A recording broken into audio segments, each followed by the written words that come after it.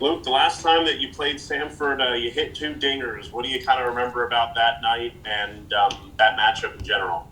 It was a good night for me and my team. We jumped out there early, got a few runs on the board, and in the middle innings, just put some good ABs together and wound up blowing that thing open there. And I think the sixth or seventh. So it was a good game that night. But like Coach said, they're a totally different team than they were.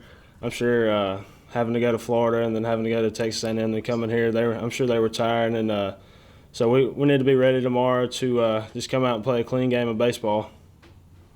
And this week in practice, do you kind of think that you guys were kind of able to wash out the bad taste in your mouth from the SEC tournament and really take a good page and kind of shift the momentum y'all's way heading into the weekend?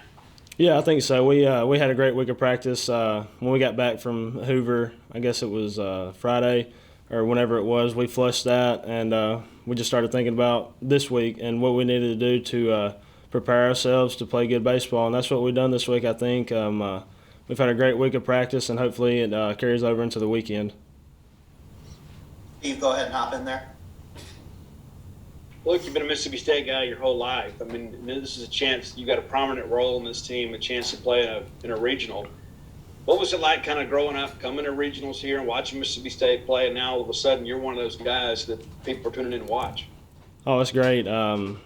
Being able to come to regionals as a kid, only living a few minutes down the road, it means a lot to me and my family for me to be able to put this jersey on every day and just go out there and play the game that I love. And to be able to play the game that I love here at Mississippi State, it means a lot to me and my family. So we're all looking forward to it.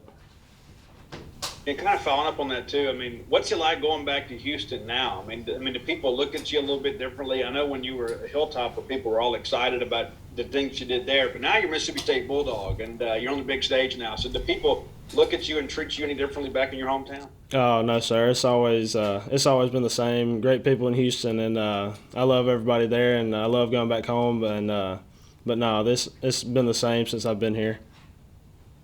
We'll go to Joel, and then we'll go to David. Joel, go ahead.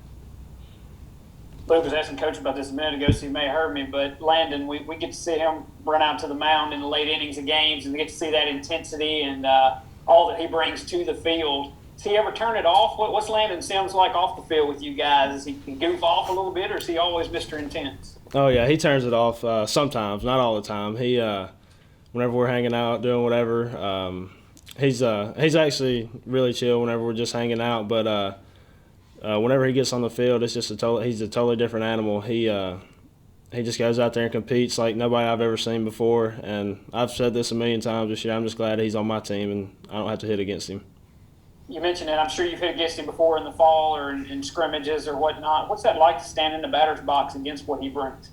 Well, it didn't go good for me. I know that, but it's just a different fastball, different slider from him, and whenever he has that mindset that he's getting you out, he's going to get you out no matter what. So it's tough.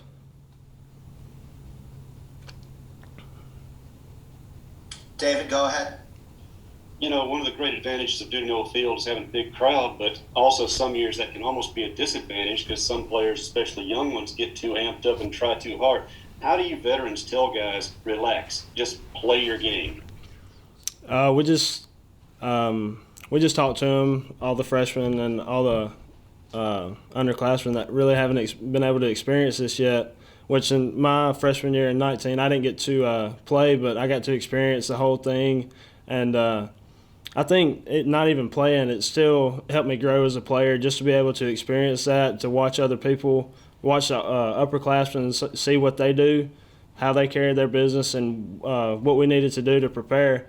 And I think now that I've gotten older, I hope I've been able to help the underclassmen in any way I can. And but yeah, just trying to help them out as much as we can. Jay Walker, go ahead. Thank you, Jay Walker, ESPN. Couple questions. First one, leading up to what you just said, what do you expect to see from Will? What will your message be to Will, this big stage he's going to pitch off? What will you tell him from a catcher to pitcher perspective? I don't think I have to tell him anything. He goes out there and competes just like Landon does. They're two of the best pitchers in the country, and they both really compete. Will's competed for us all year. He's been great for us all year, and I know he's going to be great for us again tomorrow. Where is Houston, Mississippi? It's a small town. It's about 30 minutes north of here. Straight down Highway 389. I'm sure you don't know where that is, but it's about 30 minutes. What is there to do in Houston, Mississippi? What do you do for fun? Tell me about your town. There's nothing to do at all.